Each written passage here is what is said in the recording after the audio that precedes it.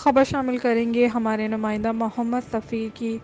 آج دنیا بھر کی طرح ہولی فیملی ہسپتال راولپنڈی میں بھی 8 مئی تھیلیسیمیا سے آگاہی کا بین الاقوامی دن منایا گیا۔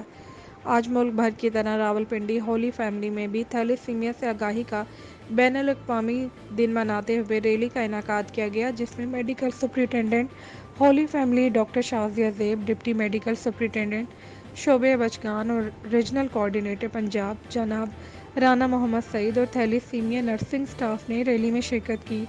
بچوں نے ہاتھوں میں پلے کارڈ اٹھا رکھے تھے۔